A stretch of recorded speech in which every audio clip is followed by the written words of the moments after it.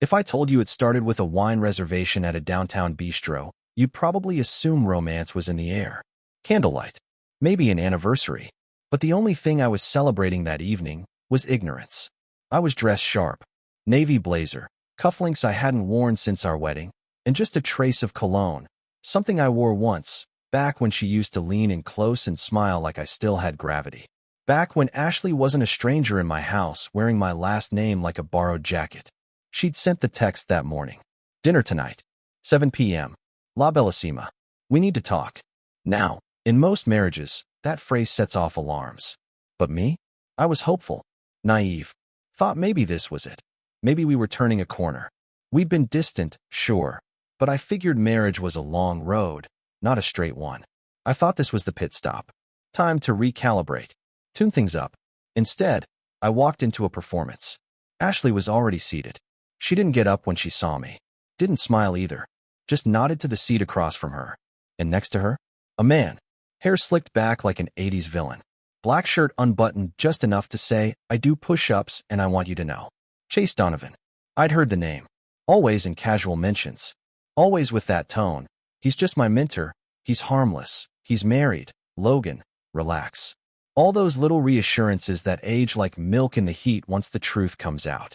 Logan, she said, that voice sugar-coated like a threat with a bow on top. This is Chase. From work. From work. Like that made it better. I sat. I smiled. I even shook the man's hand, though everything in me screamed to do the opposite.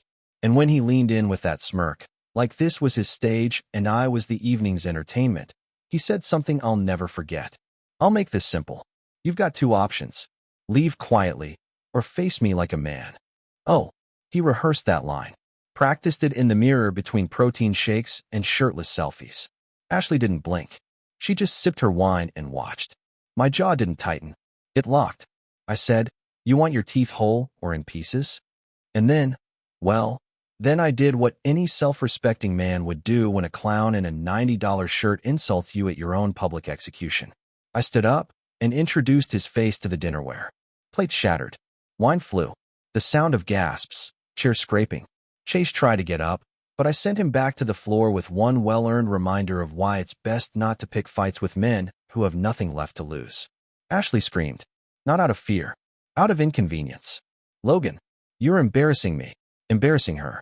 You ever been accused of ruining a magic trick by pointing out where the wires are? That's what it felt like. Security pulled me out, blood on my shirt and glass in my hands. Outside, I stood alone in the cold.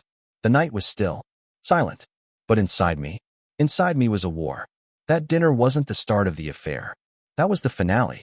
And I'd been invited to clap at the curtain call of my own marriage. I didn't go home right away. You know that feeling when your house doesn't feel like yours anymore? Like it's a museum you used to curate, but now all the exhibits are lies? That was my house. But I went anyway, like some fool still hoping for a plot twist where the villain turns out to be misunderstood. When I stepped inside, it hit me. The scent. Perfume that wasn't hers. Or rather, it was hers and his. It clung to the hallway like guilt with a fragrance note. And the bed? Made. Perfectly made. Ashley hadn't made the bed since we got back from Cabo 2 years ago. Suddenly she's Martha Stewart? Something was wrong. And I no longer had the luxury of pretending not to notice. I started digging. Not out of suspicion anymore. No, I already knew. I dug for confirmation. Something real. Something I could hold in my hand while the last of my denial bled out on the carpet. First stop, the closet. Shoes. A new pair of red heels I'd never seen. The price tag still on the box. She hadn't worn heels around me in months. Claimed her arches hurt. Guess her arches had a miracle recovery for Chase. Next, the vanity. Her tablet was right there. Unlocked. Because she trusted me. Because she thought I was too passive to ever look. First photo? Her. In lingerie I didn't recognize. Posing in a hotel mirror. The background? Clearly not our bedroom. Date stamped last weekend. She told me she was at a baby shower in Sacramento. Next photo? Chase. Shirtless. Toothbrush in hand. He was in the background like a bad joke you can't unhear. Swipe. Swipe. Video. Audio. My little secret, he says, his voice dripping with smug satisfaction. Her giggle echoed like a betrayal in surround sound. I sat on the edge of the bed, tablet in hand, staring at what used to be my wife, and suddenly I realized I'd been living with a ghost. The next morning, she walked in humming, hair tied up, sipping coffee like she hadn't just detonated our life. I slid the tablet across the table. She looked, paused, didn't even blink. "You went through my stuff?" she said. "Not, I'm sorry. Not, let me explain. Just, how dare you notice?" I said nothing. She crossed her arms and said the line that could make a monk swear. "You've been boring for a long time, Logan." Boom. There it was. See, it wasn't about Chase. It wasn't about excitement. It was about her getting tired of the man who showed up every day, paid the bills, took out the trash, held her hand when life got ugly. I wasn't boring. I was reliable. But to her, reliable turned into invisible. So I packed a bag. One duffel. No drama. No begging. As I passed her in the hallway, she muttered, "You were never man enough for me." That's the thing about people who lie. They think venom equals truth. I didn't flinch. I didn't look back. But I made a promise to myself in that moment. She and Chase thought they had written the ending to my story. But I still had the pen. And trust me, I know how to write a better ending. I moved into a short-term rental across town. 4 walls. No memories. No ghosts in the closet whispering sweet betrayals. First night there, I didn't sleep. Not because I missed her, but because I couldn't stop hearing her laughing. At me. In those recordings. At my texts. My routines. My kindness. She called me too soft. Said I was the kind of guy who'd die paying someone else's mortgage. And he, the great protein powder poet Chase, replied, "Good. We'll use him until he's dry." I let those words marinate. The next morning, I started tracking. Not her. Him. If you're going to take something from me, you'd better make sure I don't have the time, resources, or pure righteous boredom to dismantle your entire life with a smile. Turns out Chase was married. Yeah, not just a homewrecker. He had his own drywall and shingles to worry about. Her name was Camille. She was exactly the kind of woman you imagine when you hear the phrase, patient wife. School counselor. Part-time ceramic artist. Instagram full of flowers and filtered sunsets. She had no idea. Until I gave her one. I sent a package. Nothing aggressive. Just curated. Tastefully damning. A copy of the hotel receipt with both their names. A screenshot of a text from Ashley. "I love how we don't have to hide anymore." And a photo of them together at the same bistro where my marriage flatlined. Signed it. From someone who knows how this movie ends. 2 days later, I got a message request. From Camille. She said, "I want to meet. I have an idea." We picked a location. A restaurant. Fitting, right? Neutral ground. Same neighborhood. Just a block from where our partners had premiered their romance. When she walked in, Camille wasn't crying. She wasn't angry. She looked composed. Like a storm in a bottle. We sat down. No small talk. Just strategy. She said, "They're meeting here Friday night. Same time as last time." I saw the reservation. I smiled. What a coincidence. I was thinking of going out Friday night too. She grinned. "Maybe we book a table nearby? Just close enough." And maybe, I added, when their wine arrives, we raise our glasses first. She nodded. And maybe we say something. And in that moment, 2 strangers, bonded by betrayal, sipping black coffee, and plotting a social detonation, I remembered who I was. Not boring. Not soft. Not forgotten. Just waiting. Waiting to return the favor. Friday came like a loaded gun in a velvet box. I spent the day pretending to be ordinary. Laundry, groceries, small talk with a neighbor about the weather. But under the surface, I was threading wire through a masterpiece. Not out of rage. That part had already cooled. This wasn't revenge born of chaos. This was math. At exactly 6:45 p.m., I stepped into La Bellissima. Same crisp blazer. Same cologne. But this time, the man wearing it wasn't hoping for anything. He was done hoping. Camille was already there. Hair down, subtle earrings. That calm before the storm look women wear when they've already cried it all out and replaced the tears with gasoline. She didn't smile. She didn't need to. I slid into the chair across from her. "You ready?" "I was ready 3 years ago," she said, folding her napkin like a blueprint. At 7:01 p.m., they walked in. Ashley and Chase, laughing like the gods had blessed them for surviving another work week of pretending. They didn't see us. Not yet. The hostess, probably knew, guided them to the exact same table. Our table. There was no poetic symbolism we hadn't anticipated. No layer of irony we hadn't planned for. It was perfect.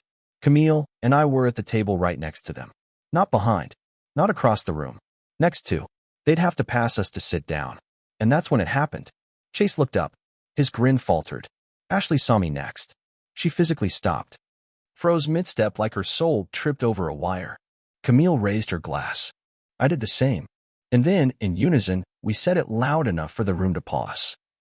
Thanks for the show. Now it's our turn. They stood there, blinking, like someone had hit pause on their movie and handed the remote to someone else. The maitre d' looked uncomfortable. A server coughed. A couple across the room grinned like they were watching a plot twist unfold. Ashley finally spoke. What is this? I turned to Camille. Should we tell them? She nodded. Ladies first. So I stood. Calm. Composed. I just wanted to see it with my own eyes, I said. The affair. The betrayal. The man you left me for, Ashley, in full color. And the woman whose home you invaded, Chase. Camille stood, joining me like it was a duet. You slept with my husband, she said to Ashley. In my home. On sheets I picked out. While I was at work helping teenagers not become broken adults. Chase tried to speak. Nope, I cut in. No monologue for you. You had your lines back at the first dinner. This is our table now. The wine arrived at their table. I turned to the server. They won't need that. We'll take it instead. The waiter hesitated, looked at the couple, then shrugged and placed the glasses in front of us. Camille clinked hers against mine. To closure. Ashley's voice finally broke through. You planned this. Oh, I said, sipping. Down to the last drop. She looked at me like I was a stranger. And maybe I was. Maybe she'd only ever loved the watered-down version of me, the man who paid bills, took photos, stayed quiet. But she didn't recognize this man. The one who watched her unravel and chose not to catch her. Come on, Chase muttered, trying to turn away. But Camille wasn't finished. You know, she said, tilting her head, I told your HR department everything. The hotels. The texts. They were very interested in the part where you used company cards. His face turned pale. You're bluffing. I never bluff with people who cheat with my silverware still in their mouths. I added, and Ashley? You remember that joint account you thought I forgot about? Don't worry. I did forget. Until last week. Emptied it. Every penny. Bought myself a watch. It tells me when liars are in the room. Ashley stared at me like she was watching someone light her past on fire. Are you happy now? She snapped. Does this make you feel better? I leaned in slightly. No. But it makes you smaller. That landed. Her jaw clenched. Her hand trembled as she grabbed her purse. You're a coward, Logan. I smiled. Funny. You always said I was boring. Cowards a step up. They left. No dramatic exit. No storming out. Just faded. Like cheap paint on a wall that used to mean something. Camille and I stayed. Finished the wine. Ordered dessert. It wasn't a date. It was a memorial service for who we used to be. And over tiramisu, she said, you know what the best part is? I raised an eyebrow. They'll never get to enjoy each other after this. You don't crawl through a mess and come out clean. I nodded. They'll spend the rest of their time wondering if we're still watching. Camille smiled. We are. After that dinner, I didn't hear from Ashley for 3 days. Not a call. Not a text. Not even one of those pathetic half-apology emails that starts with, I didn't mean for it to happen. And that silence? It was bliss. See, people like Ashley, they thrive in the shadows. Affairs, secrets, sneaky hotel weekends. But when you drag them into the spotlight, make them the feature presentation, that's when they crumble. I wasn't just the husband anymore. I was the mirror she couldn't look into. But I wasn't done. Because when someone burns your house down, you don't just walk away and build another one. You make sure they can't even borrow a match again. So I got to work. It started with the ring. Not the wedding ring. I'd already tossed the thing into a storm drain like a used bus ticket. No, I'm talking about her ring, an antique diamond her grandmother passed down, which I had reset and insured for a laughably generous amount back when I was still a believer in forever. She left it behind. Probably too flustered after I dropped the truth hammer in that restaurant. So I did what any good ex-husband would do. I sold it. High-end resale boutique. Cash in hand. Then I took a portion of that money and sent an anonymous donation to Camille's ceramics business. Just a little poetic justice. The rest went into a fund labeled Revenge Budget, which might sound dramatic, but trust me, it came in handy. Next, I called in a few favors. See, I work in corporate finance. I know a few things about paper trails and quiet leverage. And Chase? Well, Turns out our boy was padding expense reports like he padded his abs, aggressively and without much intelligence. Camille had mentioned his job was already on thin ice. I just gave it a little nudge. An anonymous tip. A neatly bundled packet of receipts, date-stamped hotel stays, and client dinners that coincided with Ashley's calendar. I didn't even need to sign my name. The numbers did all the shouting. Within a week, Chase was placed on leave. And Ashley? She finally reached out. Text message. Short. Cold. I hope you're happy. You've ruined everything. Oh, there it was. The classic deflection. I ruined everything. As if I seduced myself. As if I forged their texts and photoshopped Chase into her hotel selfies like some kind of heartbroken wizard. I didn't respond. Not because I was noble, but because silence, to a narcissist, is pure psychological warfare. She needed me to reply. To argue. To validate her self-image as the victim in her own mess. I denied her that satisfaction. Instead, I sent a single envelope to her office. Inside, a flash drive, labeled for HR. And oh, it wasn't empty. Audio clips, photos, even a clip from the restaurant. The moment Camille and I raised our glasses and delivered the line. Thanks for the show. Now it's our turn. I wanted her to feel that same stomach drop I felt when I saw Chase brushing his teeth in the background of her selfie. I wanted her to know the walls were closing in, and they had my signature on them. Later that week, Camille texted me. Guess who's jobless and single? I replied. Which one? Both. Apparently, she tried to move in with him after the fallout. He said it was never meant to be serious. That made me laugh out loud. Never meant to be serious. That's the thing about cheaters. They're like demolition experts with no blueprint. They destroy without knowing what they'll build next. And Ashley? She gambled her whole life on a guy who couldn't even commit to a protein shake brand. It should have made me bitter. But honestly, it made me free. A few days later, I got a letter. Actual mail. From Ashley. Handwritten. 10 pages. It opened with, I don't expect forgiveness. But I need you to understand. Oh, I understood. Perfectly. She was alone now. No Chase. No job. Friends had distanced themselves. Turns out, even the You Go Girl crowd draws a line at public scandal and embezzled expense reports. In the letter, she blamed her childhood, her anxiety, her fear of mediocrity. She said I was too stable, and she confused that for being unloved. She didn't ask me to come back.